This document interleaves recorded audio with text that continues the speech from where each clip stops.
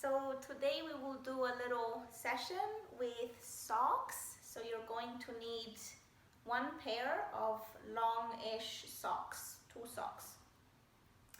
And once you have your socks, what you will do is tie a loose knot for each one so it resembles a soft ball.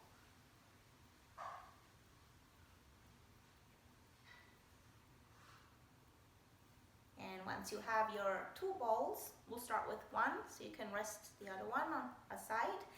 And the first thing we'll do is work on the eyes. Very, very important area that's often neglected, doesn't get that much movement practice, especially if you are indoors or working on a screen. So the first part will be to fix the object. So I'm just going to hold the sock an arm length away from me and keep it still. So I keep my arm still.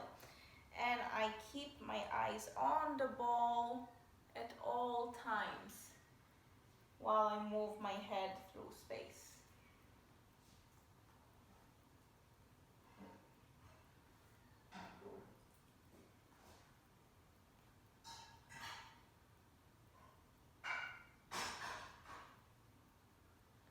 So this can be done for a few rounds if you're feeling really great benefits from this, or you can just do it once, just attuning, moving the eyes.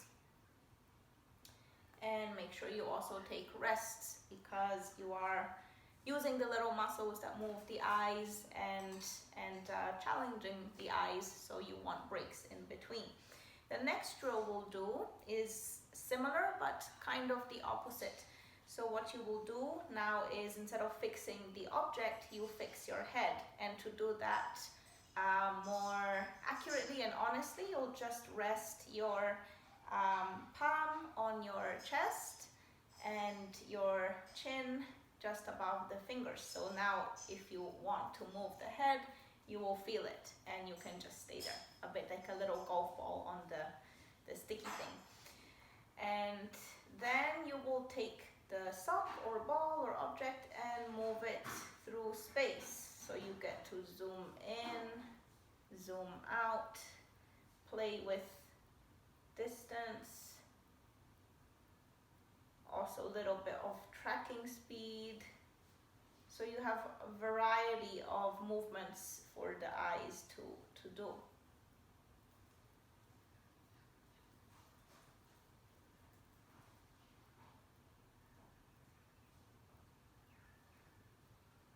Same thing, you can just go one round or a few rounds. You can take breaks as needed.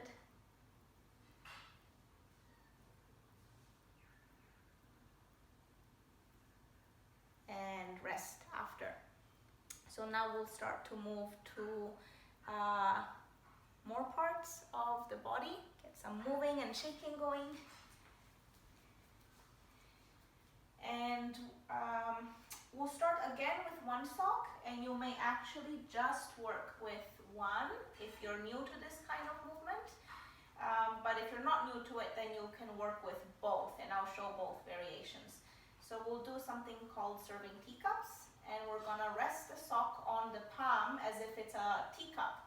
But there's one restriction, is you cannot use your fingers to support or grip the sock or the imaginary teacup. So it's just resting on the palm, which means that if I unconsciously rotate my hand down, the sock will drop off, and I don't want that to happen. So to prevent that from happening, I will accommodate from the wrist, elbow, shoulder, spine, shifting the weight on the feet. And I'm going to orbit from the front to the back by my waist, front to the back around my head. This is the part where if you're new to it and you're finding it tricky, maybe you need to move the body more if you have restriction in the joints, or you need to kind of get the coordination. But for those that have been doing this for some time, you can work with both sides doing the same thing, trying your best not to grip the socks with your fingers.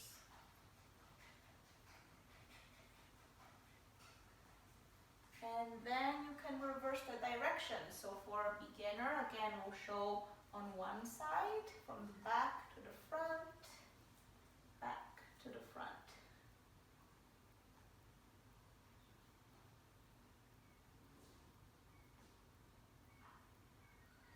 And if you are not a beginner, then we will also work with two. So just pick the variation that feels more appropriate for you today.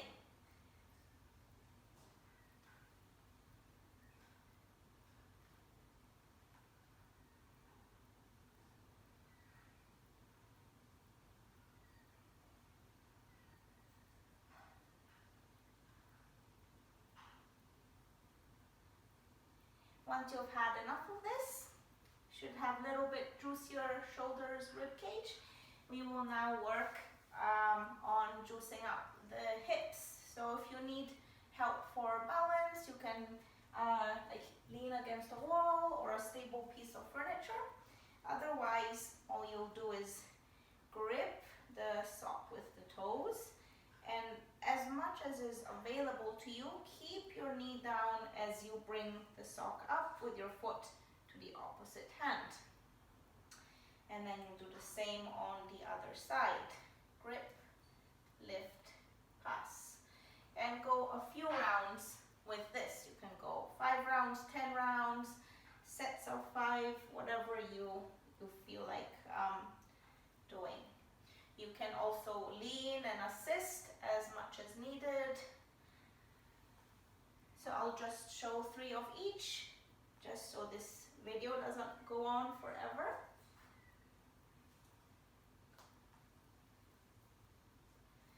And then for the next part, we'll work with internal rotation of the hip as to external. So again, we're keeping the knee down, and this time instead of passing to the opposite hand, I pass to the same hand. And you may notice you may have a preference for one or the other. So we're all a bit different. We just want to loosen up, get things flowing and moving.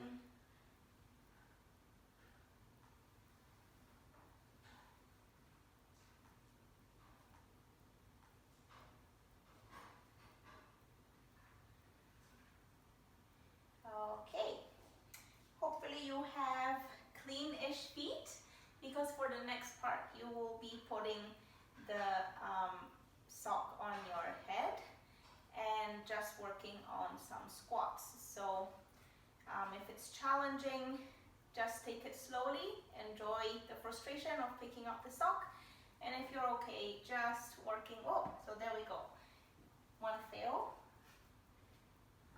And working on going down and coming up. So if this is a challenge, just stay with that, ignore the second sock.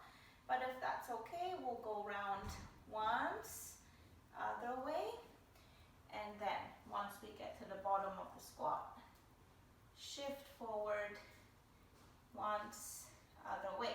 And you can do this for however many repetitions you want. So again, if you are struggling with this, ignore this second sock.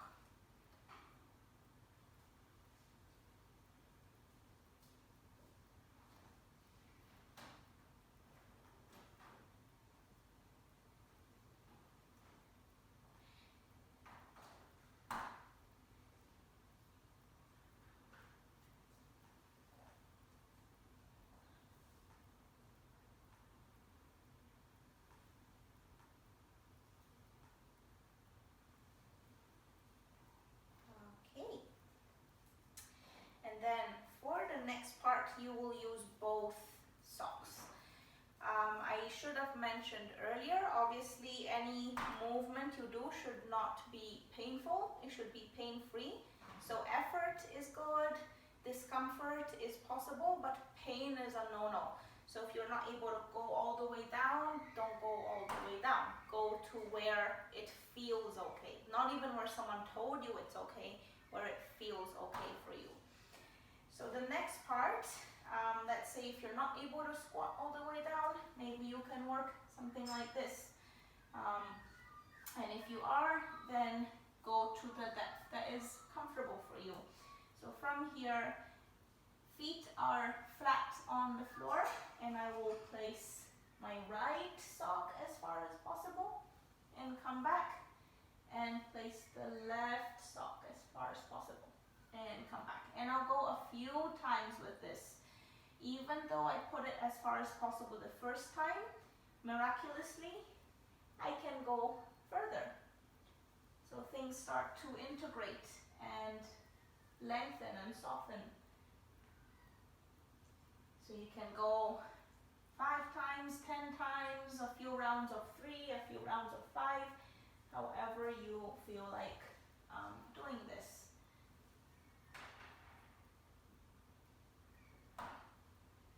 After you've done your rounds of stretching, just retrieve one and then the other one, and you can shake it out if you need. So just stand, shake.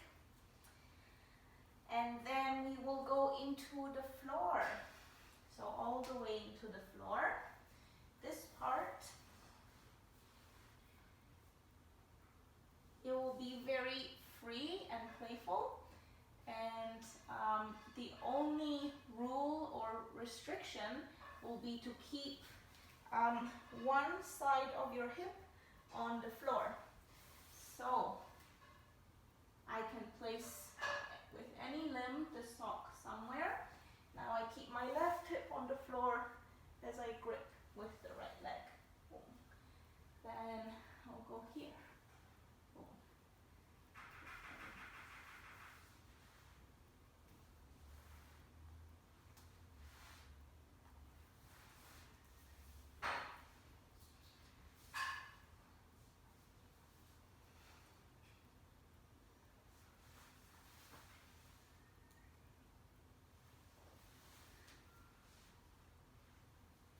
If you like structure, you can go maybe 3 rounds of 1 minute or 5 rounds of 1 minute, or put a song you like and just do this for a little while. Really nice for just lengthening, moving the spine, moving the hips, and softening on the floor. So do this for as long as you like. And then the final part, little bit of coordination. We'll be working with both socks and a little bit of catching and throwing. If I can do it, you can definitely do it too, because this is not my background at all, catching, throwing. So with the 2 socks, we'll be going on one side, throwing up, catching. From the outside of the leg to the inside of the leg. If you fail at this, this is great. You can have fun like a small child. And great thing with socks is they don't roll very far. Then, again, you can go a few rounds of this or practice till the cows come home if you like. The final one we'll do will be, instead of ipsilateral, same side, it'll be contralateral, opposite side, but I'm still catching with the same hand. So I go from the inside to the outside. If you're struggling with this, like when you throw the sock, it goes away, try to throw higher straight up, and that will give you more time to catch it. Really nice way to end a workday on the computer or looking after kids or gardening.